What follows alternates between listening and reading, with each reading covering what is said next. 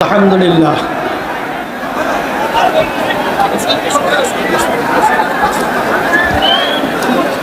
আলহামদুলিল্লাহি ওয়া কাফা ওয়া সালামুন আলা ইবাদিহিল্লাযীনা ইসতাফা আম্মা বা'দ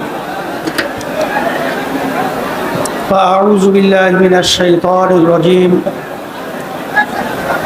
বিসমিল্লাহির রাহমানির রাহিম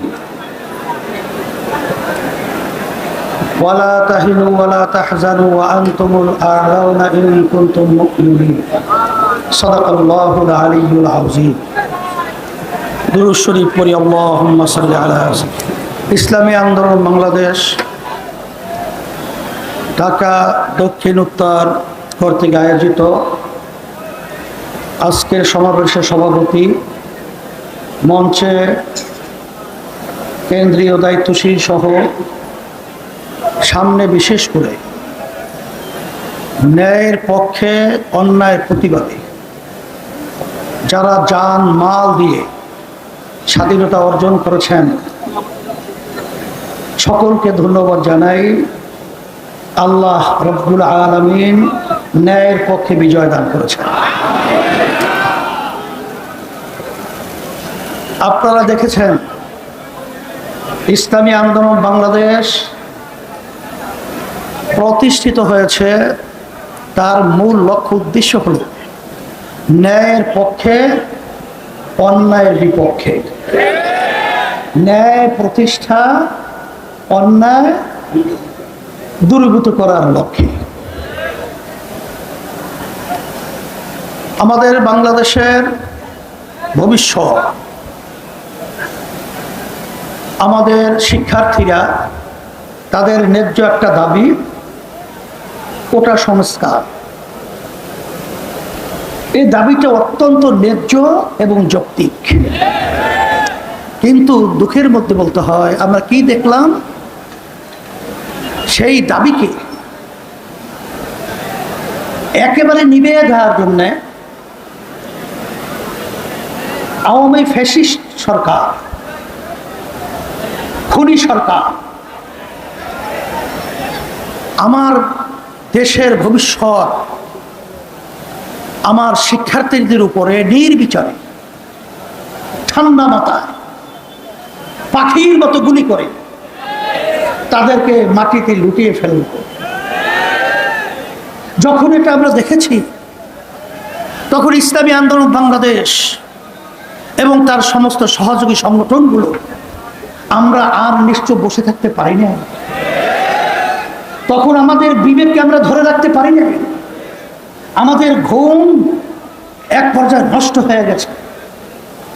যখন মা বলতেছিল যে আজকে কয়েকদিন পর্যন্ত আমার সন্তান আমাকে মা বলে ডাক দেয় না, এটা সহ্য করা যায় না। তখন একমাত্র রাজনৈতিক ব্যানার ইসলামী আন্দোলন বাংলাদেশ এত বড় কঠিন ঝুঁকি নিয়ে রাজপথে সর্বপ্রথম এই অন্যায়ের প্রতিবাদে, জালিমদের বিরুদ্ধে, খুনিদের বিরুদ্ধে, ছাত্রদের ন্যায্য দাবি অধিকার বাস্তবায়নের লক্ষ্যে ইসলামী আন্দোলন বাংলাদেশ সশরীরে উপস্থিত হয়ে প্রতিবাদ করেছে। আপনারা দেখেছেন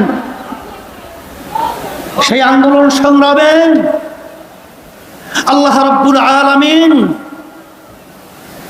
গ্রামে একটা কথা আছে, ফেরাউন কিন্তু বুঝে নাই যে নীল নদীর ভিতরে ডুবে মরবে, কারণ কিন্তু বুঝে নাই এভাবে তার ধ্বংস হয়ে যাবে।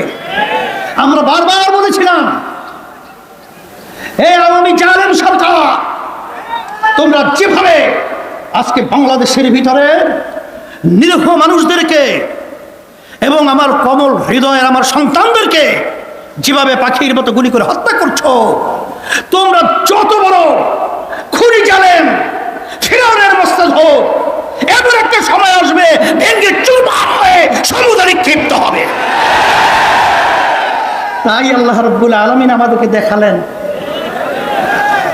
গ্রামে একটা কথা আছে, পচা শামুকে পা কেটে যায়।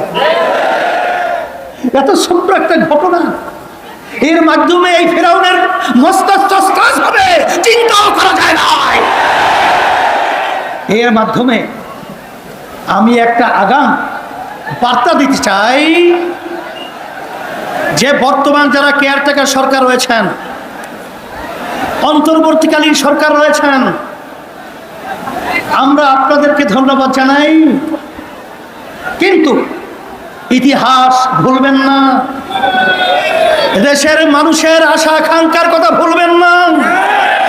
আপনারা যেই আমার ভাইরা, আমার যেই ছেলেরা, আমার যে মেয়েরা রক্ত দিয়েছে, তাদের রক্তের ইতিহাস আপনারা ভুলবেন না।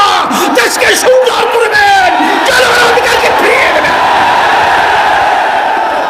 সাথে সাথে আপনারা কাজ করতে গিয়ে, আপনাদের দায়িত্ব পালন করতে গিয়ে যদি ন্যায়ের পক্ষে, দেশের পক্ষে, আজকে জনগণের পক্ষে, ইসলামের পক্ষে যদি আপনাদের কাজ থাকে, ইসলামী আন্দোলন বাংলাদেশ আপনাদের সাথে, বাংলাদেশের সর্বস্তরের জনগণ আপনাদের সাথে থাকবে।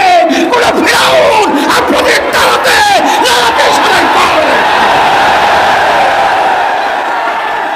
সাথে সাথে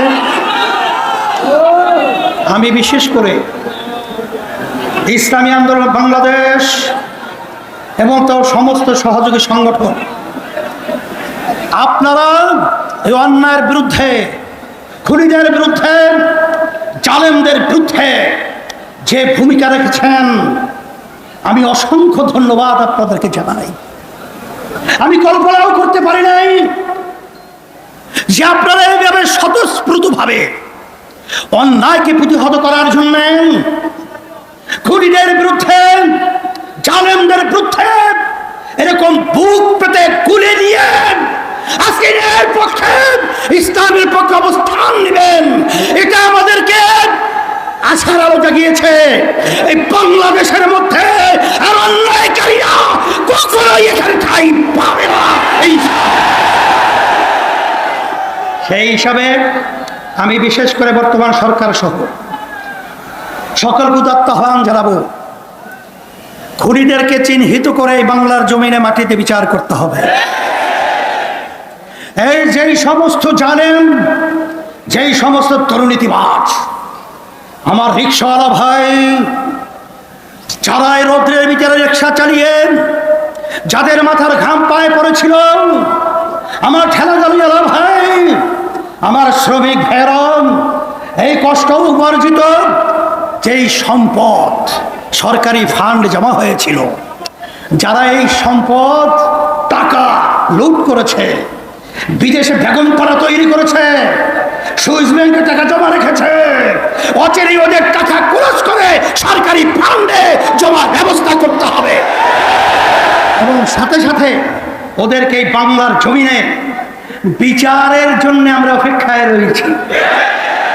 দুর্নীতিবাজদের বিচার হবে, আর এই স্বাধীনতাকামী যারা রক্ত দিয়েছে তাদের আত্মা শান্তি পাবে।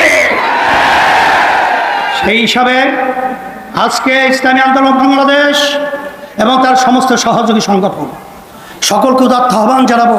ইতিমধ্যে দেশ আজকে সর্বদিক থেকে এলোমেলো অবস্থায়, আপনারা মন্দির পাহারা দিয়েছেন, আপনারা রাস্তায় রাস্তায় গাড়ি জঞ্জাট যেন সৃষ্টি না হয় ট্রাফিকের ভূমিকা পালন করেছেন, আহত ভাইদের পাশে গিয়েছেন, আপনারা বিভিন্ন পর্যায়ে দায়িত্ব পালন করেছেন। ইসলামী আন্দোলন বাংলাদেশ তার পক্ষ থেকে আমি আমির হিসাবে আপনাদেরকে ধন্যবাদ জানাই। আল্লাহ আপনাদেরকে দুনিয়া এবং আখিরাতে যাচাই খায় দান করুন। সাথে অন্য যারা দায়িত্ব পালন করেছেন, কারণ সংখ্যালঘু, ইসলাম পরিষ্কার বলেছেন তাদের জান, মাল, ইজ্জতের নিরাপত্তার দায়িত্ব আমাদের। কখনোই তাদের উপরে জুলুম করা যাবে না। এবং যারাই অন্য ছাত্ররা এবং অন্যান্য সংগঠনের যারাই দায়িত্ব পালন করেছেন সবাইকে ধন্যবাদ জানাই।